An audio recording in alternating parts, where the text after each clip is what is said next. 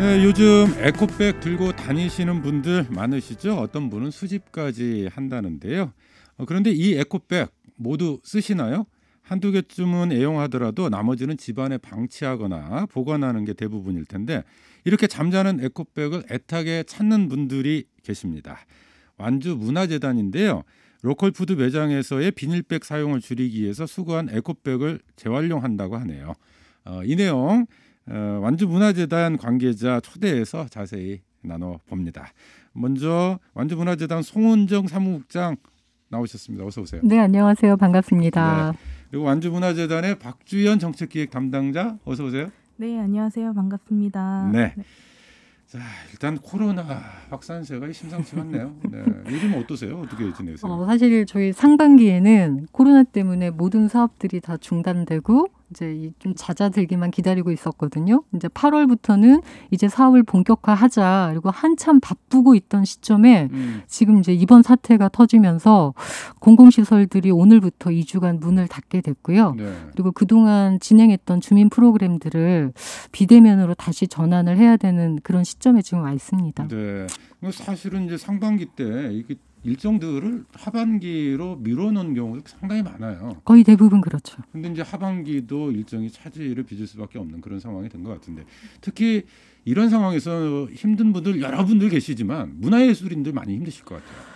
사실 뭐 누구라고 할 것 없이 다 힘들긴 한데요. 저희는 이제 문화재단이다 보니까 문화예술인들 힘든 상황을 좀 먼저 말씀을 드리자면 얼마 전에 한국예총에서 회원 322명을 대상으로 설문조사를 한 게 있어요. 그러니까 네. 얼마나 힘든지.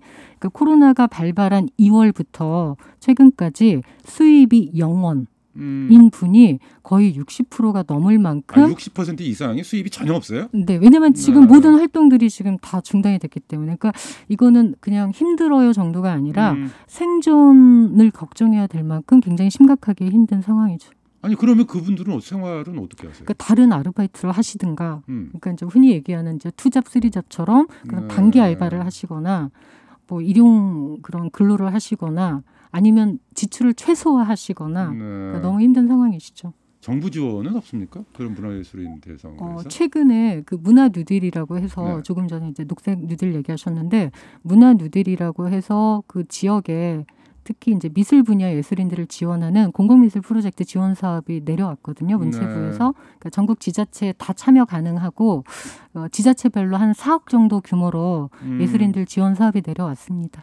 뭐 그런 네. 사업들을 좀 최대한 발굴해서 그렇게 지원하려고 노력하고 있고요. 일단 코로나 국면이 하루빨리 종식이 좀 되는 게 1차적인 것 같고요. 맞습니다. 네, 그렇지 않다면 정부 차원에서도 좀 세심한 지원책들 이런 정책들이 만들어져야 될 것 같네요. 맞습니다. 네.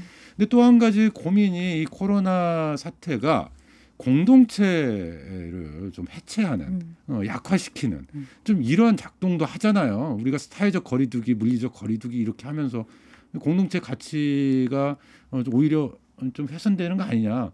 문화재단은 사실은 그런 역할을 하시는 곳인데. 맞습니다. 그래서 더 큰 위기의식, 고민 가지실 것 같아요. 그러니까 이제 완주가 특히 이제 공동체로 유명한 도시잖아요. 완주에 공동체가 한 320여 개가 있어요. 완주 인구가 9만 1,000명인 거에 비하면 굉장히 많은 공동체인데 그러니까 이번 코로나 때문에 관계가 단절됐을 때 그 공동체들이 정말 뛰어난 활동을 하셨거든요. 그러니까 홀몸 노인들 보살피고 그리고 그때 마스크 대란 났을 때 첫 마스크를 재빨리 만들어서 지역 사회에 제공하고 이제 그런 활동들을 하실 수 있도록 재단과 또 다른 중간 지원 조직과 행정이 그런 이렇게 관계를 만들고 약간의 그런 그 지원을 하고 이제 그런 역할을 했고요. 재단의 역할은 결국 이제 예술이라고 하는 게 이런 지역 사회 안에서 그런 문화적인 활동을 통해서 내 삶이 조금 더 풍성해지고 그런 행복감을 주는 거잖아요. 그러니까 결국은 이렇게 만남을 통해서 이루어지는 활동이 많은데 이제 집에만 있고 사회적 거리두기가 있다 보니까 예술가들도 나올 수 없고 주민들도 나올 수 없고 네. 그 사이에서 이제 재단의 역할을 되게 고민을 했고 이제 많은 재단들이 그런 사업들을 했습니다만 저희도 비대면 지원 사업을 굉장히 그 확대해서 네. 시급하게 지원을 해서 예술로 방콕, 예술로 완주 그래서 이제 비대면 콘텐츠를 제작을 하시면 그걸 유튜브를 통해서나 아니면 그 또 다른 방식으로 주민들이 좀 향유할 수 있도록 그리고 예술 활동도 지원하는 그런 다양한 이제 사업들을 지원을 했는데요. 다만 이제 저희 고민은 이게 일시적인 지원이지 이게 어떤 예술 생태계 전체를 회복시키는 그런 그 어떤 패러다임의 그 전환을 이루는 그런 통합적 지원은 아니어서 그러니까 재단이 해야 되는 고민 중에 하나가 네. 이 포스트 코로나를 우리가 어떻게 준비해야 되느냐 이게 좀 고민인 것 같아요. 이게 재단만의 고민은 아닐 것 같고요. 맞습니다. 네, 전 사회적 고민일 것 맞습니다. 같아요. 네. 자, 그나저나 오늘 모신 게 이 잠자고 있는 에코백을 찾으신다길래 어떻게 된 일인지 저희가 모셨어요. 예, 어떻게 된 일입니까? 예, 잠자는 에코백.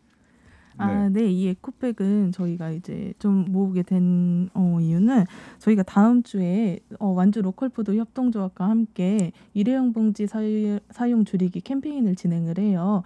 근데 이제 이때 기부를 해주신 에코백과 그다음에 저희가 제작하는 친환경 포장지에 구입하시는 농산물을 이제 포장해서 드리려고 해요. 그래서 잠시 소개를 드리면 저희가 다음 주 27일 목요일부터 그다음 29일 토요일 11시에 진행을 할 예정이고 완주 로컬푸드 이서 혁신점에서 이제 오시면 함께 참여하실 수 있는 그렇게 진행이 될 예정입니다. 그러니까 에코백을 이제 모으셔가지고 그걸로 일회용 봉투를 대체하시겠다. 네, 맞습니다. 네. 그리고 그거 모으는 것은 그러니까 27일하고 29일 날 이렇게 들고 오시는 거예요? 매장으로? 네. 지금 현재 진행 중에 있고요. 네. 그리고 저희가 이제 다음 주 수요일까지 26일까지 지금 기부를 받을 예정이에요. 그래서 그 사이에 저희 완주문화재단으로 가져다 주시면 저희가 이제 그때 활용될 예정입니다. 지금 에코백은 이제 모으고 계시고 네네, 받고 계시고 네. 27일과 29일은 행사를 골프 대장에서 하는 거고. 네네. 네. 자, 그나저나 그럼 이런 기획을 하시게 된 계기가 있을 것 같아요. 뭐 어떤 계기로? 네.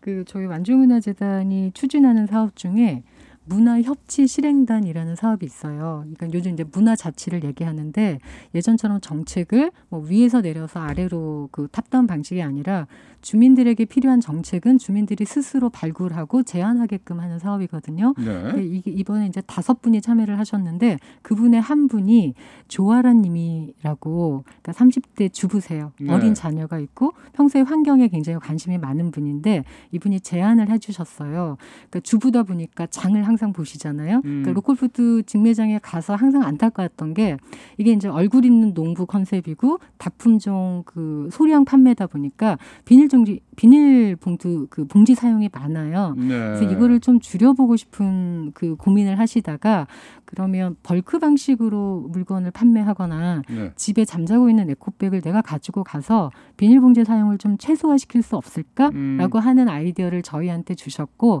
네. 저희가 이제 그 주민 조아라님의 의견을 로컬푸드 협동조합과 함께 만나서 그러면 왜냐하면 로컬푸드 협동조합도 이 고민을 하고 계셨거든요. 네. 그래서 그러면 한번 그런 이벤트를 팝업으로 진행을 해보자라고 해서 2달 동안 계속 회의하고 필요한 것들 준비하면서 드디어 이제 다음 주에 네, 이제 실험적으로 네, 에코백으로 장보러 오세요라는 프로그램입니다. 일단은 문화협치 실행단? 네. 이게 시민분들이 뭐 아이디어를 내시는 이런 자리? 네, 맞습니다. 5분이 모이셨다고요?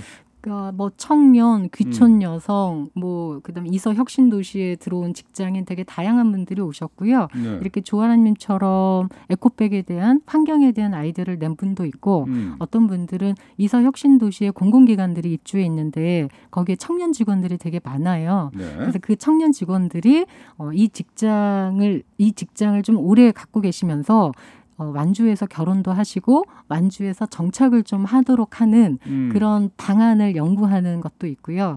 또 생활예술인들이 우리가 이제 생활문화 한다 그러면 재능 기부를 얘기하고 뭐 약간의 거마비를 드리면서 이제 이런 부분들을 조금 개선하자. 그래서 생활문화인들에게도 정당한 대가를 좀 줄 수 있는 그런 인식 개선을 해보자. 뭐 이런 다양한 아이디어들을 주셔서 네. 각자 그 분야를 지금 열심히 지금 연구하시고 올 연말쯤 되면 되면 그걸 아마 정책으로 완주군에 제안을 하시게 될 겁니다. 아 그러면 그분들이 그냥 일회적으로 아이디어만 내고 끝이 아니고 아니고 그럼 계속해서 그 스스로 관련한 활동을 연구하고 해요? 스스로 네. 연구하고 멘토링을 받고 이 아이디어가 정책으로 가능하도록 네. 그 과정을 2년 동안 하고 계시고 그리고 올해 연말에는 그게 아마 하나의 정책 아젠다로 네. 이렇게 제안이 될 겁니다. 그 2년 동안에 연구 활동하시는 과정에서 이제 재단에서 지원을 하고. 예, 맞습니다. 네.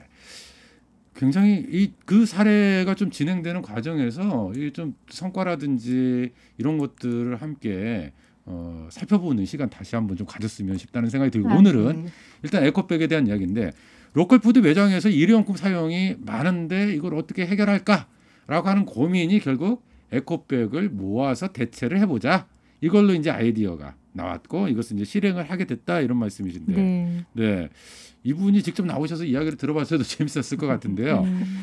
어쨌든 이런 것들, 이 에코백이 근데 그렇게 수집해가지고 일회용품이 다 대체가 가능합니까? 아유, 당장은 안 되죠. 당장은 안 되고. 예, 이런 네. 게 있어요. 저희가 왜 하필 그러니까 환경 오염의 그 대안책은 여러 가지가 있는데 왜 에코백을 먼저 얘기를 하게 됐냐면 에코백이라고 하는 게 원래 뭐 동물의 희생이나 그다음에 어떤 자연의 훼손을 최소화하는 사회적이고 윤리적인 그런 가방을 우리가 에코백이라고 하는데 네. 그러려면 에코백이 정말 자주 사용돼야 되거든요.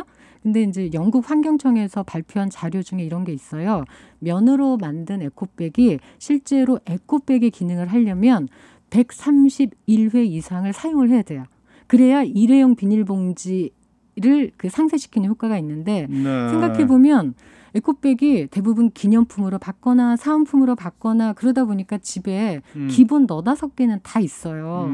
그러니까 이게 그냥 사용이 되어야 되는데 잠자고 있는 거예요. 그럼 끊임없이 에코백을 만들고 이건 아니다. 자, 집에 잠자고 있는 에코백 다 들고 나오시면 그게 네. 서로 순환돼서 그게 사용이 되어야 이게 이제 우리가 얘기하는 그런 환경 오염에 대한 그런 하나의 그런 캠페인 그런 운동이 되고 일회용 봉지를 대체할 수 있다. 네. 이렇게 좀 생각이 들어서 그러니까 에코백이라는 게 단순히 뭐 비닐로 만들었느냐 그렇지 않느냐 뭐 이런 차원이 아니고 그럼요. 네. 그러니까 한 번 사용하고 일회용품으로 버려지는 그러면서 자연을 환경을 훼손하는 게 아니라 지속적으로 사용되었을 때 에코백으로서의 네, 맞습니다. 가치와 의미를 갖는다. 네, 맞습니다. 네. 말씀 듣고 보니까 제 집에도 이 에코백들 잠드는 에코백들이 좀 있는 것 같네요. 받으러 네. 올까요? 그러니까 그런 것들을 모아서 네. 네. 알겠습니다. 근데 사실 로컬푸드라고 하는 것 자체도 기본 취지 중에 탄소 배출량을 줄이자 이런 것들도 좀 들어있는 거잖아요. 들어있는데 아이러니하게도 실제로 그러니까 그 식재료들은 탄소 배출을 줄이는데 분명히 기여를 하는데 포장지 자체가 어떻게 보면 그 의미를 굉장히 퇴색시키고 있죠. 비닐봉지를 씀으로 인해서. 네, 물론 우리가 뭐 장바구니를 사용하자 뭐 이런 캠페인도 많이 하고 있습니다만 그게 참 쉽지 않은 부분들도 있어요. 네, 그런 부분들 때문에도 이런 프로젝트가 의미를 가질 것 같은데 뭐 이번 프로젝트 1회적으로 하고 끝나는 겁니까? 아니면 계속 진행하실 계획이신가요? 박지연 담당자. 네. 저희가 이번에 일단 재단과 함께하는 프로젝트는 이번 좀 회로 좀 마무리가 될 수도 있지만 앞으로 좀 민간 차원에서 주민들이 자체적으로 진행할 수 있도록 좀 지원하려고 예정 중입니다. 네. 이 밖에 다른 좀 고민하시고 계신 뭐 프로젝트나 사업이라든지 이런 게 있으면 좀 마저 소개를 좀 부탁드릴까요? 네. 저희 재단이 이제 문화이장이라는 게 좀 대표 사업이에요. 문화이장? 네. 근데 그건 뭐예요? 그러니까 완주군이 아시다시피 전주의 4배잖아요, 땅이. 네. 서울의 1.3배예요. 근데 인구는 9만 1,000명이니까 그러니까 인구 밀도가 너무 낮아서 아무리 재단이나 완주군이 좋은 정책과 사업을 해도 국민들에게 전달되기가 되게 힘들어요. 네. 너무 그 면적이 넓어서 그래서 문화에 관심 있는 일반 주민들을 저희가 문화위장으로 모셔서 네. 그분들이 좋은 정책과 사업을 주민들한테 전달도 하고 주민들이 주민들이 뭘 원하는지 문화적인 욕구를 발굴해서 저희에게 전달하는 그런 문화예술 통신사로서의 역할을 하는 사업을 하는데 네. 이제 만나야 되는 거잖아요. 네. 근데 지금 만날 수가 없어서 그래서 아무튼 뭐 어려움을 겪고 이런, 계시고. 고민이 있습니다. 네. 이 완주문화재단 사업 이야기 들으면서 다른 지역의 문화재단과는 좀 다른 독특한 완주문화재단만의 특성이 좀 엿보인다 이런 생각도 좀 드네요. 끝으로 우리 에코백 혹시 모집에 참여하고 싶으신 분들 어디로 연락하면 돼요? 네, 저희 완주문화재단으로 음. 연락 주시면 됩니다. 저희가 지금 홈페이지 보시면 네. 자세히 주소와 전화번호가 안내되어 있어요. 그래서 참고해 주시면 좋을 것 같습니다. 알겠습니다. 에코백을 모으고 계신 분들 모셨습니다. 완주문화재단의 박주연 정책기획 담당 그리고 송은정 사무국장이었습니다. 두 분 오늘 나와주셔서 고맙습니다. 네, 네, 고맙습니다. 감사합니다.